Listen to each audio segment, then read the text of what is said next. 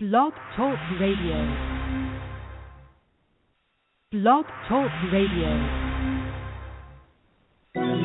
Franchise interviews. From Easton, Pennsylvania to Sydney, Australia, you're listening to Franchise Interviews. Franchise Interviews. Welcome to Franchise Interviews. Franchise Interviews has been giving an up-close, behind-the-scenes look at franchising and entrepreneurship. Listen to interviews with franchisers, franchisees, franchise authors, franchise experts, and attorneys. And now, welcome your host, Marty McDermott, and Franchise Interviews.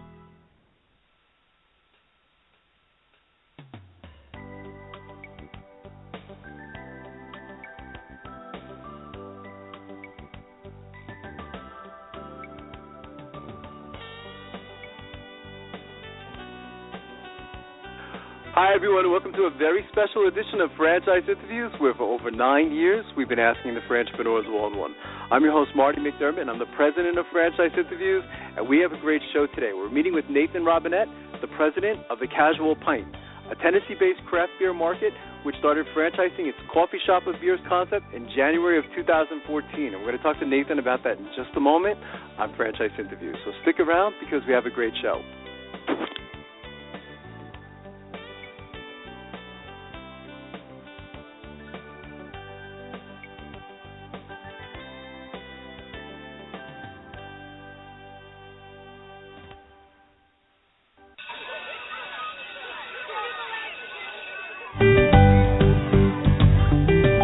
Franchise Teacher. Would you like to know how to franchise your concept or grow your franchise business? Meet the experts at Franchise Teacher. The goal of Franchise Teacher is to teach, coach, consult, and advise. The team of experts at Franchise Teacher will evaluate your business model and present you with a winning business strategy. Franchise Teacher will help you decide whether or not your concept works and if it's franchisable. Franchise Teacher is proud to have over 30 years of experience in franchising as both franchisees and franchisors. Franchise Teacher are developers of over a dozen franchise systems, which include brick and mortar as well as home-based concepts of nearly 3,000 combined franchise locations. Whether you need to add more units or get more customers, Franchise Teacher can help. We will teach. Franchise Teacher will help you learn our proven system. Coach. Franchise Teacher will help you provide a game plan to succeed. Consult. Franchise Teacher will make sure you stay on track. And advise. Franchise Teacher will help you learn from our over 30 years of experience in franchising as both franchisees and franchisors. Take advantage of our free, no-obligation phone consultation. Simply go to franchiseteacher.com or call us at 561-385-3032. That's franchiseteacher.com or call us at 561-385-3032.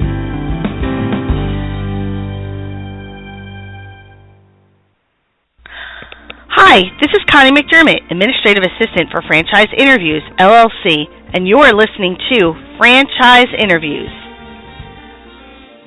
Franchise Interviews. From Easton, Pennsylvania to Sydney, Australia, you're listening to Franchise Interviews. Franchise Interviews.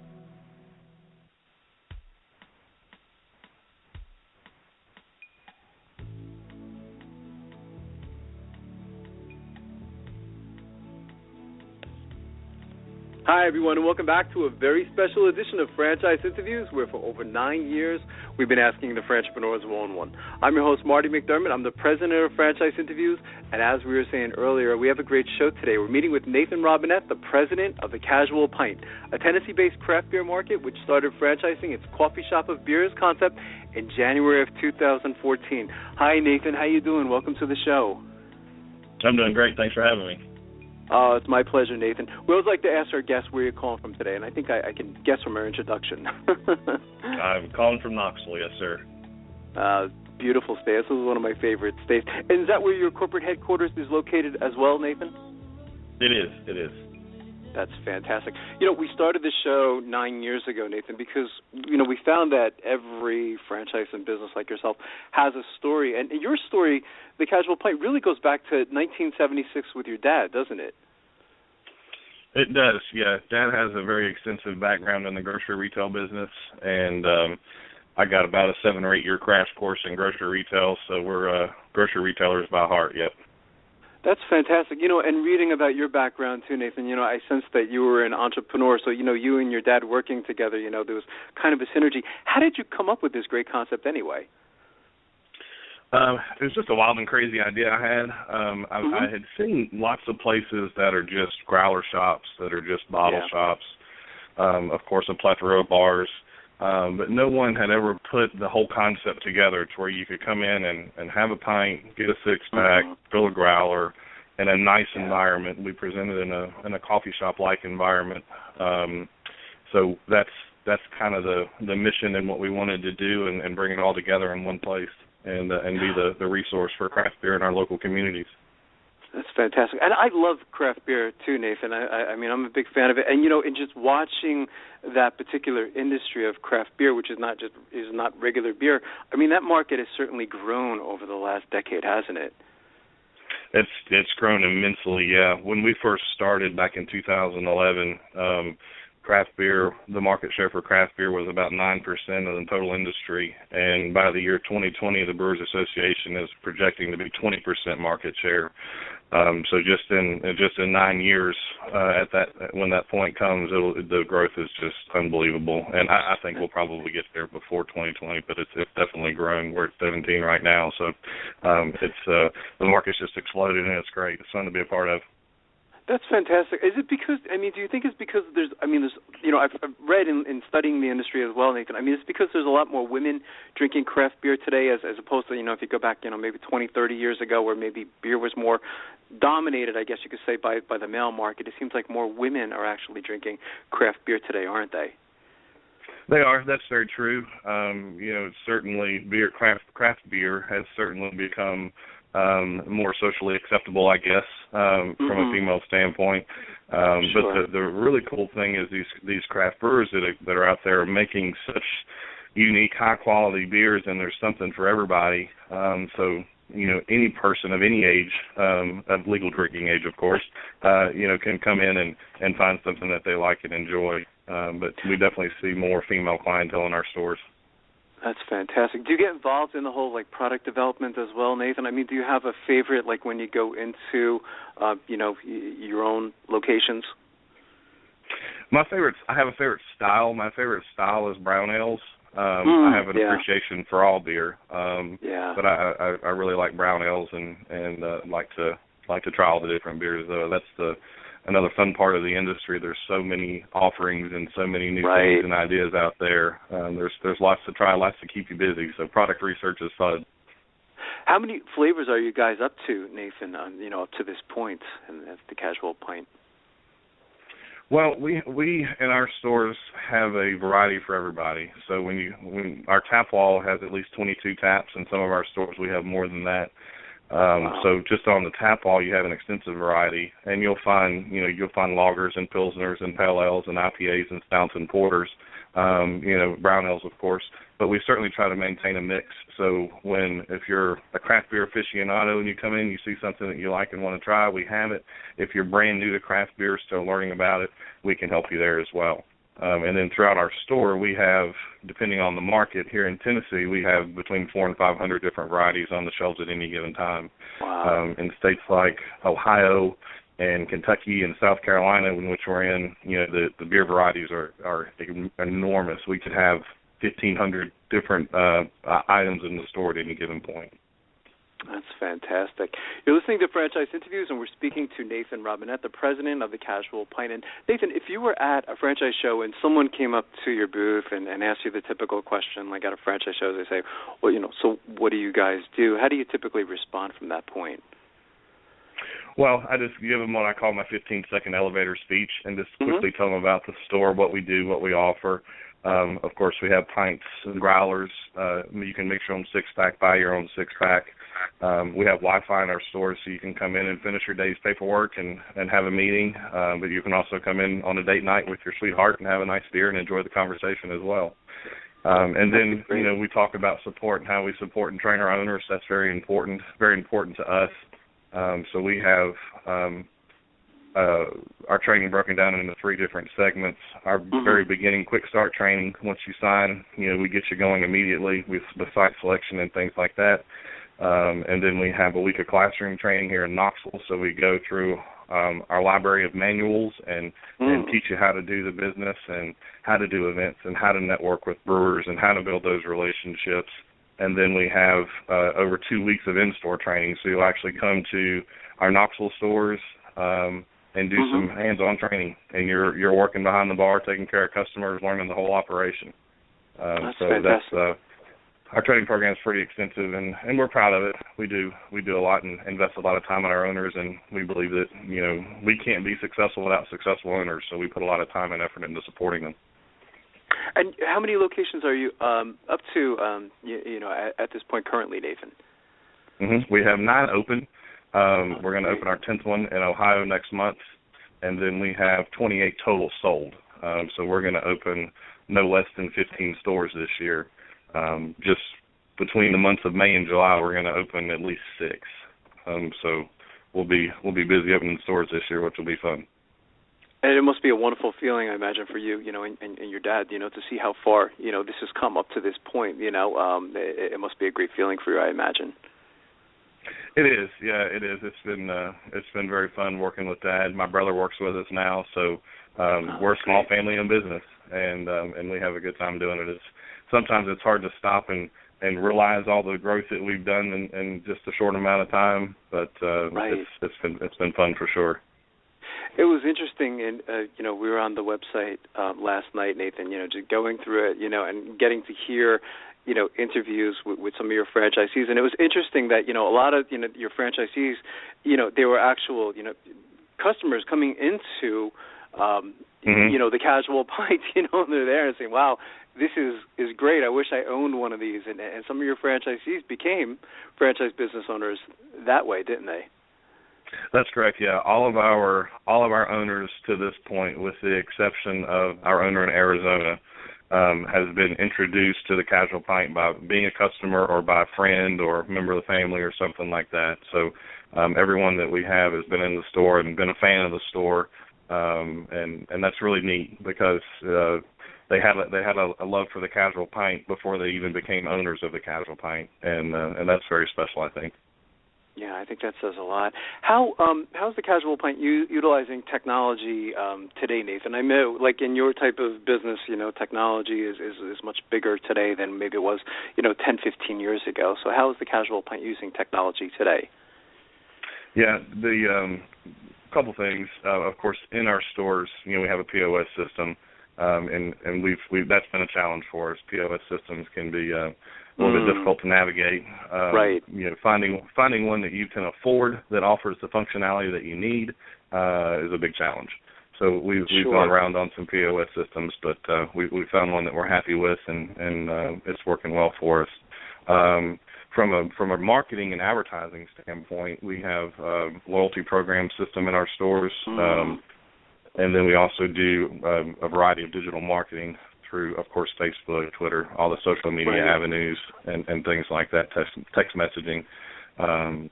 So more probably technology from an advertising and marketing standpoint, and very, very digital heavy. And the POS system, of course, is kind of a necessity.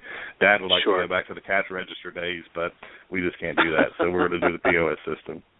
I think that generation, right? I was thinking, as you said, my dad was a lot like that. It's the old timers, wanting to go back to the old ways. It was so much better just going back to the old cash register system. It's kind of interesting.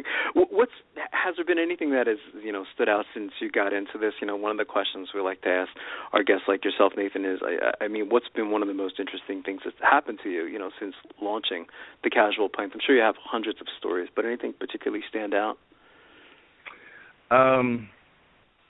Probably the most interesting has been the learning aspect of it, because when we got into franchising, we knew we wanted a franchise when we started the business, but we didn't know all the details that were going to be involved. So we relied on our franchise consultant a lot to help us, and one of the first things they told us were, you're instead of being store operators, you're now going to be support staff, and we're going to be supporting our owners. And that was probably the biggest change, I would say, and it really involved a total change, because Dad and I like to be hands-on in our stores. We like to see the customers and build those relationships, and to kind of pull ourselves out of the store and to become more of a support system was certainly an interesting change. That's interesting. What types of characteristics do you look for then in your franchisees, Nathan? I mean, is there anything in particular that you look for, before you take someone on as a franchise business owner? Yeah, we do. We really look for a person that's, of course, very friendly, but that has some sales and marketing characteristics and abilities. Because it's very important in our concept that the owners are, whether they be absentee owners or whether they be owner operators, it's very important that those owners are sales and marketing minded and can get out into the community and build relationships with brewers and be members of the chambers of commerce, and participate with different nonprofit organizations and fundraisers, and just be a very visible part in the community. Because really that's what craft beer is all about. It's very local, it's very community oriented, and that's the way we set our stores up. So that owners, it's very important that they are involved and visible and selling and talking the Casual Pint. I always had this theory, Nathan, that I guess maybe from being such a fan of the Cheers days, of just everyone probably at some point in their life has always had this fantasy of owning a type of bar or your type of business. What is a typical day like as a franchisee for the Casual Pint? It's divided into two very distinct segments. The first part of the day is your administrative time. It's your scheduling, if you're doing any interviews or staffing or whatever that may be. It's event planning. It's doing your orders and things like that. So, and we have, our sales reps will come in, our brewery reps will come in. So that's the part of the day, the early part of the day where you're doing all your administrative and planning work. And then the latter part of the day, which is the fun part of the day, that's when all the customers come in. And that's when you get to interact with the customers, talk about the beer, educate them some, and then really just build friendships. And you mentioned Cheers, and it's very much like that. I mean, we have our Norms and our Cliffies that come in, and we see them every day, and we love those guys. I mean, they keep the lights on for us, and but those relationships are really, really important and really fun part of the business. That's fantastic.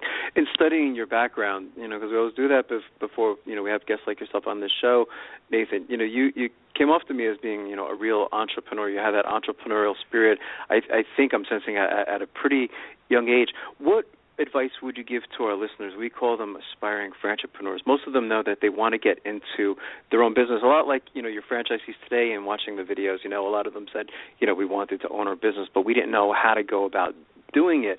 What advice would you give to our listeners in their quest to buy a franchise? Yeah, just find something that you're, when you're looking, find something that you're interested in and that you're passionate about. Right. Because you're going to spend a tremendous amount of money. Typically, you're going to spend a tremendous amount of time. I mean, it's not a decision that you're going to take lightly. And again, whether you're going to be an absentee owner or whether you're going to be an owner operator, it's really important to be passionate about what you're doing, I think, and enjoy it and have fun with it. That's why Dad and I kind of got away from the grocery retail grind, because it's a very difficult business. And it got to a point where it wasn't fun anymore. And we're believers that if you can't have fun in what you're doing, it's not worth doing. And so, not to say every day is all rainbows and roses by any stretch, but it's certainly important to like what you do and enjoy your work and enjoy the people that you're around. And I think our concept offers that, and certainly the industry offers that. I have this a friend who's another radio host. She has a similar show on entrepreneurship, Nathan, and she said something similar. She said it's hard to be successful if you're not enjoying yourself, and I think there's a lot of truth behind what you just said. As far as the location goes, Nathan, because I know you do help as far as helping your franchisees and assisting with what type of location would work best. I mean, how much space is required, and where do you typically like to see your locations? Sure. We have a real estate team that's based out of Atlanta, Georgia, and they help us with site selection nationally. And our ideal footprint is between 21 and 2,500 square feet. And it's typically located in a strip center, a shopping center. Sure. And we look at the demographics around the area. Of course, we like to see a lot of rooftops. We like to see a certain income, somewhere between $60,000 and $70,000 household income. Typically, our customers are educated. There's some sort of college education. Their family have kids and dogs and cats and all those good things. So we're looking for that center in that neighborhood type environment, because we're very much a very community, very neighborhood oriented operation. So it's very important to have those rooftops and those people around us. And the co-tenancy in the center is important to us. We'd like to see a good mix of retail, fast casual restaurants, and things like that. Just because it's in a center like that, there's good synergy amongst all the tenants, and it drives traffic in there all day long. There's a continuous traffic pattern. So those are some of the things that we're looking for. So where do you see the Casual Pint, if you could look into a crystal ball, Nathan, maybe like 3 to 5 years down the road, where do you see the company? Well, we're certainly interested in growing our store count. We have expanded out of our regional footprint. We have stores as far west as Chandler, Arizona, and so that's a big step for us to be that far away from our home base. Right. But we definitely have growth plans in the state of Tennessee, because I believe when we started our franchise concept that you have to own your home market, which we do, and then we have to own our home state, and we're working on that. Right. And then we go from there. So we want to definitely expand regionally. We're 3 years in, just finished our third year of franchising, and we had an initial goal of selling about 30 stores. So we're very close to that, which is good. And then we would like to be at about 50 at the end of 5 years. So we've got 2 years to get there, and I think that's a reasonable goal to expect, and we'll continue to grow as long as we can support our owners and find good folks. Like I said, we're a very small family-owned business, and we want to bring on good people that we want to work with and that want to work with us. Just because a buyer has a check to cash, doesn't mean we want to take that check and cash it. We want to make sure that we can work with them and have a good time working with them and supporting them and helping them be successful. So we'll grow as fast as we can find good people we want to work with. That's fantastic. What's the best way, Nathan, for our listeners to get more information on becoming a franchisee to the Casual Pint? I mean, should they go to the website? And the website, by the way, is fantastic. I like how, you tell the story and, you have the franchisees on there and everything like that. I think it's a great website. Is that the best place to go to? It is, yeah. The website's the best. And then there's a questionnaire on there they can fill out and send in to our sales team. And we'll get back with you and chat with you about the opportunity. But, the website's the best, casualpint.com. Thecasualpint.com, and I see there was a whole section on there for franchising as well, so I thought that was fantastic. Yeah, thecasualpint.com or thecasualpintfranchise.com. Both will get you and either website will get you where you want to be as far as franchising is concerned. That's terrific. And I want to thank you again, Nathan, for coming on the show. You've been a great guest, and I'd really like to invite you back next year as you continue to grow. I think this is a wonderful concept, and I love your whole industry, particularly the growth that's taken place in it as well is really quite amazing. And again, I'm a big fan of craft beer, so I'm definitely going to keep my eyes and keep following you guys. I think this is terrific. Great. Thank you. Thanks for having me. I appreciate the opportunity. It's my pleasure, Nathan. We'll be right back with more franchise interviews. Are you looking for a franchise that delivers?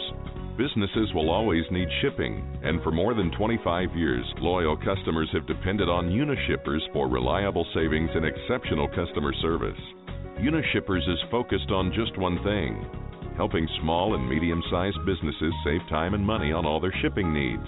And as the largest reseller of complete shipping services in the country, we have the buying power to ensure that we succeed. The Unishippers franchise offers low startup costs, no equipment or real estate required because they're not retail, residual income, and a quality of life and work-life balance. For more information on becoming a Unishippers franchisee, go to www.unishippers.com and click Franchise Opportunities or call Franchise Development at 801-708-5822. That's 801-708-5822. Franchisers, are you looking to reach aspiring entrepreneurs looking to buy a franchise? Are you looking to reach a highly educated audience on franchising? For over 8 years, Franchise Interviews has been giving an up-close, behind-the-scenes look at franchising and entrepreneurship through our website, franchiseinterviews.com, where you can hear and read interviews as well as get tips from some of the most successful sources in franchising. Our weekly franchise radio show where each week you get to hear a new interview with franchisers, franchisees, franchise authors, franchise experts, and attorneys, and our podcast, Great Quotes in Franchising. For more information, go to franchiseinterviews.com or call us at 610-905-2919. That's 610-905-2919. Franchise Interviews. From Easton, Pennsylvania to Sydney, Australia, you're listening to Franchise Interviews. Franchise Interviews. Today's great quote in franchising is being brought to you by Franchise Teeter. Would you like to know how to franchise your concept or grow your franchise business? Meet the experts at Franchise Teeter. The goal of Franchise Teeter is to teach, coach, consult, and advise. The team of experts at Franchise Teeter will evaluate your business model and present you with a winning business strategy. Franchise Teeter will help you decide whether or not your concept works and if it's franchisable. Franchise Teeter is proud to have over 30 years of experience in franchising as both franchisees and franchisors. Franchise Teeter are developers of over a dozen franchise systems, which include brick and mortar as well as home-based concepts of nearly 3,000 combined franchise locations. Whether you need to add more units or get more customers, Franchise Teeter can help. We will teach. Franchise Teeter will help you learn our proven system. Coach. Franchise Teeter will help you provide a game plan to succeed. Consult. Franchise Teeter will make sure you stay on track. And advise. Franchise Teeter will help you learn from our over 30 years of experience in franchising as both franchisees and franchisors. Take advantage of our free, no-obligation phone consultation. Simply go to franchiseteeter.com or call us at 561-385-3032. That's franchiseteeter.com. Or call us at 561-385-3032.